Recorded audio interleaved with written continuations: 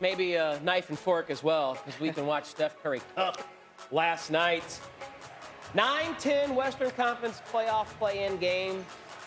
Curry and the Warriors visiting the Clippers at the Intuit Dome. Third quarter, takes the dribble handoff from Draymond Green, hits the three and one. He would make the free throw. Steph Curry. More from Curry. Step back, long two. That's bottoms. Still third, about 4:35 left. Curry from 30, matching the number on his jersey. That's a three. Warriors cut the lead to 6 at that point. Still in the third, more Jeff Steph.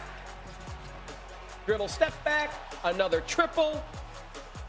Curry had 16 points in the third, yet the Clippers still had a 6-point lead going into the fourth. In the fourth, Clippers had pushed that lead to 10 at this point. Curry. Ball fake, that's Butta. His 6th triple of the night, Warriors down 7. They just wouldn't go away. Curry driving in. Wrong-footed, right-handed layup there. Confusing. Silliness from Curry. Then it's tied 117 under a minute to go. Clutch Curry. The three puts the Warriors up by 3. Intuit Dome crowd in disbelief, watching Curry do what Curry does. 7 triples, 35 points. Warriors win 126-121. They'll play Phoenix on Friday for the 8th seed. Here is Steve Kerr on Steph's vintage performance.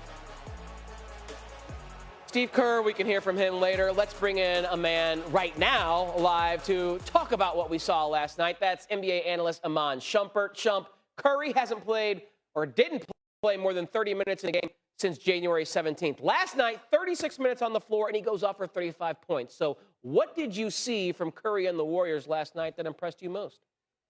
Well, the biggest thing, we knew Steph Curry was coming back to try and, get the train on the tracks and then advance them as far as he could. And whenever you have Steph Curry on your team, you know things aren't just able to be said to be over.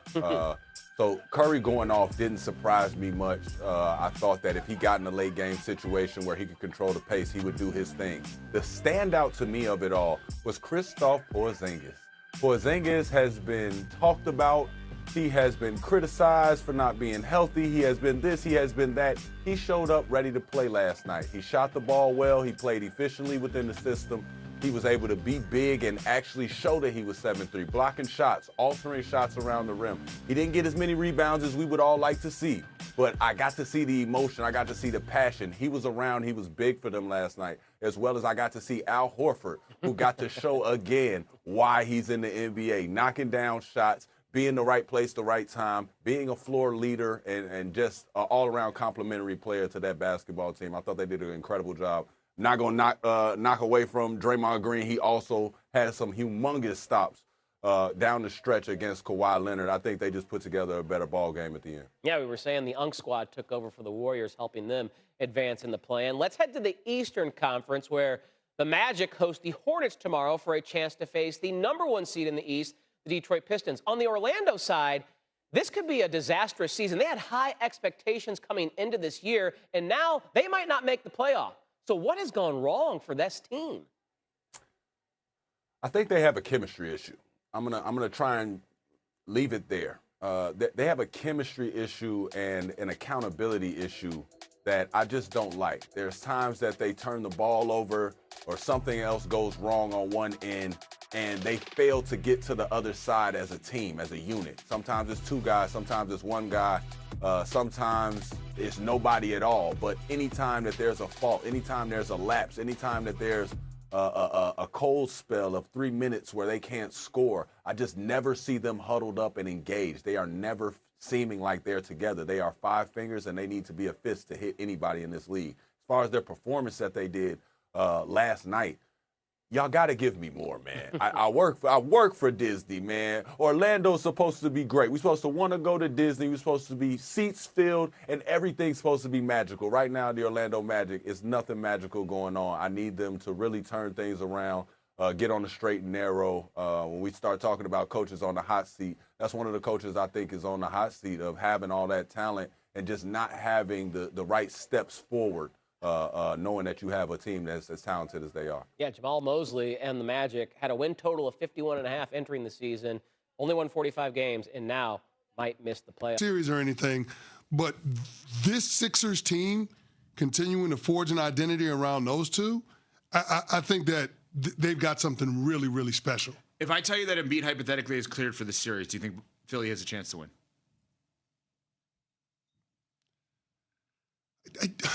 No, I don't think that the Sixers have a chance to win. I'm just going to say this. The way that they play, the way that they get up and down the court, that matters. And I just think that brings out the best in Tyrese Maxey. It brings out the best in VJ Edgecombe. Clearly, it brings out the best in Paul George. I just think it's a better version of the Sixers. Tyrese Maxey talked about it postgame. They play hard as hell. Yeah. That's who they want to be. Good. I don't know that that's the case all the time when Joel Embiid is on the court. It's a horrible thing that I'm about to say, but it's the nature of the beast. If you're the Philadelphia 76ers, you got to make Jason Tatum run as much as possible. I hate to say it that way. I would agree with you. I mean, wear him out because of the injury. I mean, it's hard. I feel terrible saying this, but your job is to win. He's cleared to play. You have to assume he's not 100%. And if you're going to be a fast up and down team like Philadelphia is, you got to make sure that guy, zero, is up and down. Put him into switches to make sure that he is going to run around the court as if he's guarding Rip Hamilton or Reggie Miller back in the day, and you're just chasing in circles and make it uncomfortable for him. Not to injure him. That's not what I'm saying, obviously. I'm saying where Joe Mazzulla may say, I got to take him off the floor a couple of times. It's not fair to this guy, and get him off the floor. Yeah, we're going to check the gas tank. Yeah, I mean, we're gonna see if he's ready for playoff intensity. If he's in playoff conditioning, we're gonna check that. No question. But even if they do that, do you think that they have a chance to beat the Celtics? Even if that's will inevitably win it.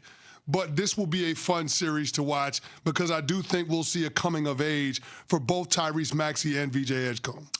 Per Nuno on DraftKings, Boston minus 900 to win this series. Yeah, they're going to win the series. Well, there's a value bet then on Philly to win the series. There could be some money to be made, potentially, hypothetically, if Philadelphia were to win the series. The other game last night, Golden State, we've been talking about it. Go back on the podcast if you missed the first hour of the show.